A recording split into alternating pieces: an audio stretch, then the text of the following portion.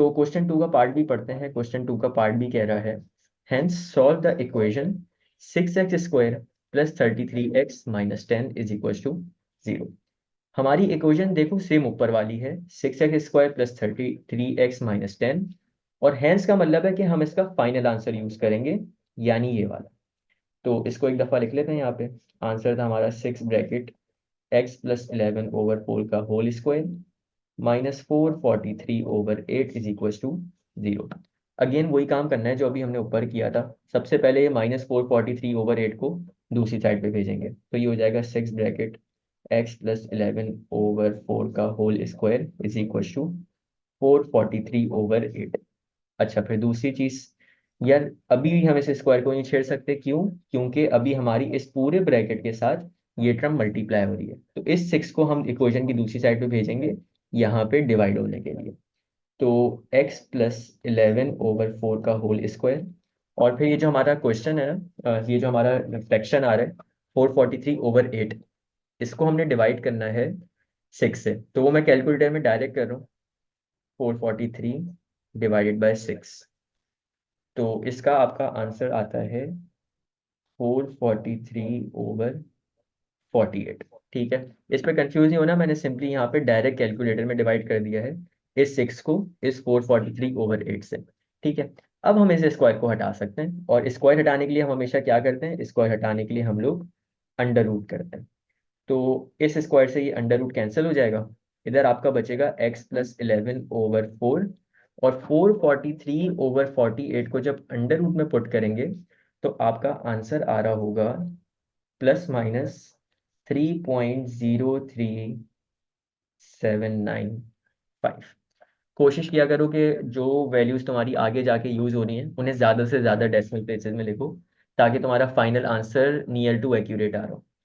तो अच्छा, एक बड़ी इंपॉर्टेंट चीज़ है यहाँ पे, जो एक बड़ी गलती होती है वो ये कि देखो जहाँ पे भी रूट देखेगा ना, रूट का जब भी तुम आंसर सॉल्व करोगे तो ये प्लस माइनस का साइन लगाओगे। इसका ये मतलब होता है कि एक दफ़ा इस वैल्यू को प्लस के साथ लिखना है, एक दफ़ा इस वैल्यू को माइनस के साथ लिखना है। इसको ज़रा राइट साइड पे देखो। एक हमारी इक्वेशन बनेगी x+11/4 इज इक्वल टू 3.03795, और एक हमारी इक्वेशन बनेगी x+11/4 इज इक्वल टू -3.03795 वाली। ठीक है, अब x को सब्जेक्ट बना लो, तो ये हो जाएगा x इज इक्वल टू 3.03795 -11/4, और इधर आपकी राइट साइड पे इक्वेशन बनेगी x इज इक्वल टू -3.03795 -11/4। तो मैं अब इस चीज़ को सॉल्व कर रहा हूँ। ये है आपकी 3.03795 -11/4। एक x की वैल्यू आएगी आपके पास 0.288, और दूसरे वाले x की वैल्यू आएगी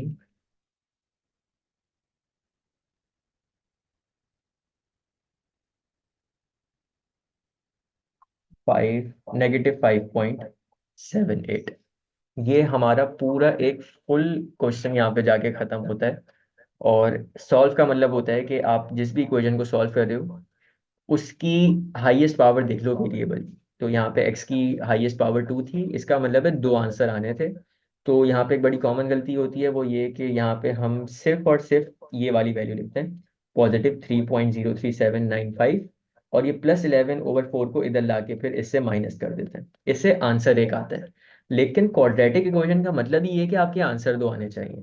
तो इस चीज़ का ख्याल रखना कि जब भी यहाँ पे प्लस रूट को सॉल्व करोगे तो एक आंसर इसका प्लस में लिखोगे, एक आंसर इसका माइनस में लिखोगे। ठीक है। अच्छा यार, एक और क्वेश्चन देखते हैं, और ये बड़ा मजे का क्वेश्चन है। हमने इसका पार्ट ए तो कर लिया है, इसका पार्ट बी जो है ना, अच्छा अब देखो पार्ट बी थोड़ा सा इसका डिफरेंट है। और डिफरेंट क्यों है, इसको समझने के लिए जरा पहले क्वेश्चन टू का पार्ट भी पढ़ते हैं। क्वेश्चन टू का पार्ट भी क्या कह रहा था? हैंस सॉल्व द इक्वेशन, और जो उसने ऊपर इक्वेशन लिख के दी हुई थी उसको हमने सॉल्व करना था। यहाँ के पार्ट बी में क्या कह रहा है? Hence solve the equation, hence solve the equation, यहाँ तक पीछे वाली पार्ट है, लेकिन आगे कह रहा है leaving your answer in the form this. अब एक चीज याद रख लो, जब भी वो बोले, ये कुछ कीवर्ड्स हैं, मैं इसको यहाँ साइड पे लिख रहा हूँ, इन द फॉर्म, या फिर इन, और क्या क्या बोल सकते हैं, in terms of pi, exact value, without the use calculator, ये कुछ कीवर्ड्स हैं, in the form, in terms of pi, exact value, या without the use of calculator. ये कुछ कीवर्ड्स होते हैं जो कि आपके यूजुअली ना सेकंड पार्ट्स में आ रहे होते हैं। और इन कीवर्ड्स का ये मतलब होता है कि तुम भले आईजीसीएसई के हो, भले ओ लेवल्स के हो, तुमने भले कैलकुलेटर अलाउड है, तुमने यहाँ पे कैलकुलेटर यूज नहीं करना है। और जैसी कैलकुलेटर यूज करोगे ना, तुम्हारी वर्किंग से ही, तुम्हारे आंसर से एग्जामिनर को समझ आ जाएगा कि तुमने कैलकुलेटर यूज किया है, और तुम्हारे मार्क्स कट जाएंगे। अब इसको देखो कि इसको सॉल्व कैसे करना है without the use of calculator. काम हमारा वही है जो हमारा यहाँ पे फाइनल आंसर आ रहा था, हम इसको इक्वल टू 0 रखेंगे। तो ये आपका होगा 8 ब्रैकेट x+2 का whole square -22 is equal to 0। इसको नॉर्मली x को सब्जेक्ट बनाएंगे हम लोग। सबसे पहले -22 दूसरी साइड पे जाके प्लस होगा, तो 8 ब्रैकेट x+2 का whole square is equal to 22। फिर 8 ला के इधर डिवाइड कर दोगे, तो ये हो जाएगा x+2 का whole square is equal to 22 divided by 8। अच्छा, इसको सिंप्लीफाई भी कर सकते हो। सिंप्लीफाई 2 के टेबल से करोगे, 2 के टेबल पे 8 आता है 4 पे, 22 आता है 11 पे। तो आपका यहाँ पे बचेगा x+2 का whole square is equal to 11/4। Square हटाने के लिए क्या करते हैं, दोनों साइड से अंडर रूट, स्क्वायर से अंडर रूट कैंसिल हो जाएगा। ये आपका बचेगा x+2 इज इक्वल टू, अच्छा देखो, ये जो अंडर रूट है ना, ये अंडर रूट आपका 11 पे भी है, ये अंडर रूट आपका 4 पे भी है। तो अंडर रूट 11 तो हम सॉल्व नहीं कर सकते, ये बात हमारी अंडरस्टूड होती है, क्योंकि 11 जो है आपका परफेक्ट स्क्वायर नहीं है। तो ये तो आपका अंडर रूट 11 ही रहेगा। और जब अंडर रूट ये 4 पे लगेगा ना, तो 4 किसका परफेक्ट स्क्वायर होता है, 2 का। तो इसका आंसर आएगा अंडर रूट 11/2 प्लस माइनस में। ठीक है, ये अच्छा, ये बात पहली पहली दफ़ा समझ नहीं आती है, मैं इसको थोड़ा सा एलेबरेट कर दूं। आपका अंडर रूट था 11/4, हम इसको यूं लिख सकते हैं, under root 11 divided by under root 4। Under root 11 यार सॉल्व नहीं कर सकते without the use of calculator, ये आपका अंडर रूट 11 ही रहेगा। लेकिन अंडर रूट 4 का जो आंसर आता है ना, वो 2 आता है।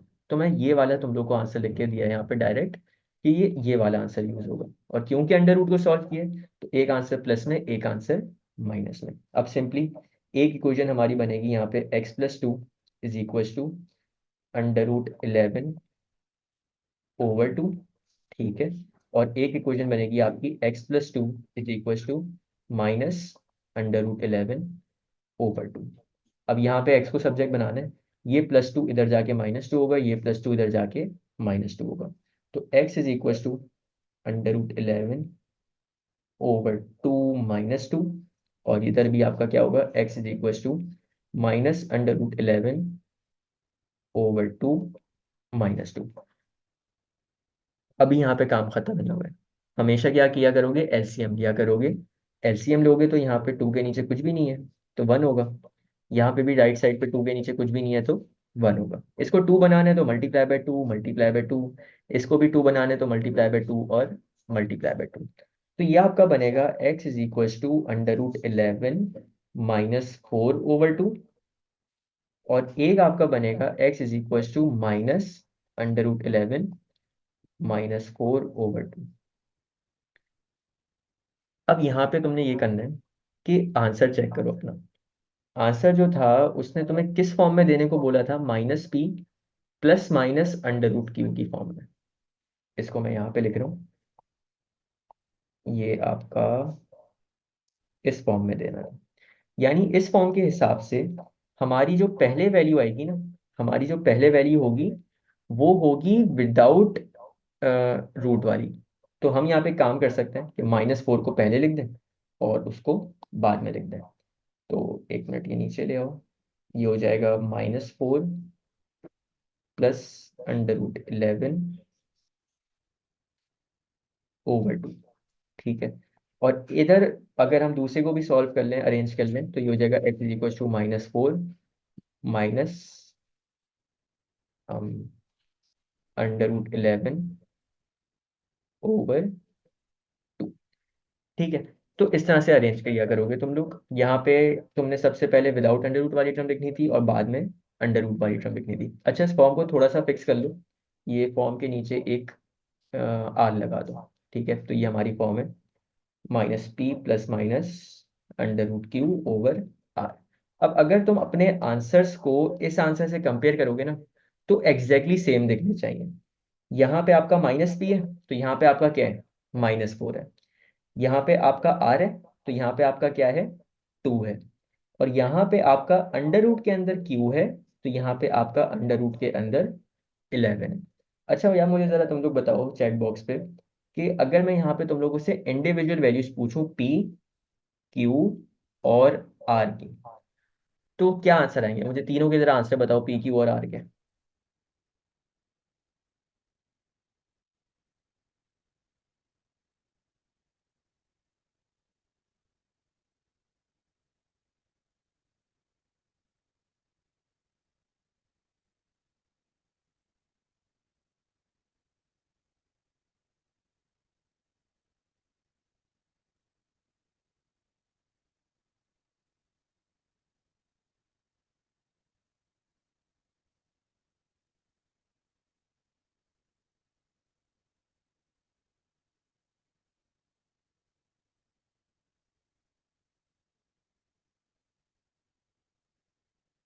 सही। देखो, एक गलती है और वो गलती सबकी सेम है। ये कि देखो, यहाँ पे आपकी क्या वैल्यू थी, -p। और यहाँ पे आपकी वैल्यू क्या थी, -4। कभी भी ना खुद से देख के नहीं बताओ, इसको लिख के करो। लिख के कैसे करना है यार, -p को इक्वल टू रखो -4 के। तो -p इज इक्वल टू -4। दोनों साइड में माइनस है ना, ये माइनस माइनस कैंसिल हो जाएगा, तो p की वैल्यू आपकी क्या बचेगी, p की वैल्यू आपकी 4 बचेगी। इसी तरह यहाँ पे नीचे r था और ऊपर भी r था, तो ये तो सीधा सीधा सॉल्व हो जाएगा। यहाँ पे एक ही टर्म है r की, कोई प्लस माइनस का सीन नहीं है। ऊपर भी एक ही टर्म है, कोई प्लस माइनस का सीन नहीं है, तो r की वैल्यू 2। सही बताइए, r की वैल्यू 2 होगी, p की वैल्यू 4 होगी। -4 नहीं है, हमेशा कंपेयर किया करोगे इस पूरी टर्म को इस वाली टर्म से, तो ये माइनस का साइन और ये माइनस का साइन कैंसिल हो जाएगा। और फिर यहाँ पे अंडर रूट के अंदर 11 है, यहाँ अंडर रूट के अंदर क्यू है, तो इसको भी कंपेयर कर सकते हो। पता है कैसे? यहाँ पे तुम बोलोगे √11 इज इक्वल टू √q, तो ये अंडर रूट कैंसिल हो जाएगा और q की वैल्यू आपकी 11 आ जाएगी। जो वैसे भी बता सकते हो, ये कोई वर्किंग की जरूरत नहीं थी, लेकिन जिसको नहीं समझ आए तो वो इस तरह वर्किंग से कर सकता है। ठीक है। तो ये चीज़ होती है यार हमारी, किस तरह से हम लोग एक क्वेश्चन को प्रॉपर तरीके से सॉल्व करते हैं। सबसे पहले -50 को दूसरी साइड पे भेजेंगे, तो यहाँ हो जाएगा 5x + 10 का whole square is equal to 50। Square हटाने के लिए स्क्वायर रूट करते हैं, स्क्वायर से स्क्वायर रूट कैंसिल, तो 5x + 10 इज इक्वल टू √50 का आंसर ये आता है। मैं फिर भी एक मिनट चेक कर लूँ। √50, 500 आता है। ठीक है, मैं इसकी डेसिमल वैल्यू नहीं लिखी जानबूझ के, ताकि अभी काम हमारा आसान रहे। एंड में जाके इसको डेसिमल में कन्वर्ट कर लेंगे। तो √50 का हमारा आंसर आता है 500 अब हमने +10 को दूसरी साइड पे भेजना है, तो ये हो जाएगा 5x is equal two plus minus 5√2 -10, और फिर 5 को यहाँ लाके डिवाइड करना, तो ये आपका आ जाएगा x is equal two plus minus 5√2 -10 divided by 5। अच्छा देखो, यहाँ पे ना हमेशा कोशिश करना कि चीज़ों को एलिमिनेट करो। जैसे यहाँ पे आपका इसमें 5 आ रहा है, इसमें 10 आ रहा है, तो ये 5 के टेबल से सिंप्लीफाई हो सकते हैं। हम यहाँ पे 5 को कॉमन ले लेंगे, तो x इज इक्वल टू 5 को जब कॉमन लिया तो अंदर आपका बचा होगा प्लस माइनस √2 -2, और नीचे था आपका 5। तो ये 5 से 5 कैंसिल हो गया होगा। एट द एंड आपका क्या बचा है, x is equal two plus minus √2 -2। ठीक है। अब यार तुम्हारा एक आखिरी काम है, वो ये कि हमेशा जो x की वैल्यू होगी, जब भी क्वाड्रेटिक इक्वेशन है तो आपके x के दो आंसर आते हैं। तो ये प्लस माइनस को एक दफ़ा हम प्लस के साथ लिखेंगे, एक दफ़ा माइनस के साथ लिखेंगे। तो इसका एक आंसर जो हमारा बनेगा वो बनेगा +√2 - 2, और एक आंसर बनेगा -√2 -2। ठीक है। बस मैंने रूट के साथ एक दफ़ा प्लस लगाया, रूट के साथ एक दफ़ा माइनस लगाया है। तुम लोग इसको जब कैलकुलेटर में डालोगे तो एग्जैक्ट इसी तरीके से डालोगे। पहले √2 लिख के -2 कर लेना, या एक काम करना, पहले कैलकुलेटर में √2 कर लेना और जो आंसर है उसमें से -2 कर देना। असल में होता ये है कि अगर कुछ बच्चे साथ करते हैं ना ये, तो उनका आंसर गलत आ जाता है। असल में वो होता ही है कि वो बिल्कुल ही ना ये 2 अंडर रूट के साथ मिला देता है, तो वो गलत हो जाता है। मतलब √2 -2 लिखने के बजाय वो लिख देते हैं √2 -2, तो ये चीज़ गलत होती है। तो इसको जब कैलकुलेटर में सॉल्व करोगे तो पहले ये वाली वैल्यू लिख के उसमें से -2 करना, फिर ये वाली वैल्यू लिख के उसमें से -2 करना, मतलब दो स्टेप्स में इसको कैलकुलेटर में पुट करना। ठीक है। तो यार ये हमारा एक पूरा टॉपिक कंप्लीटिंग द स्क्वायर का यहाँ पे ख़त्म हो गया।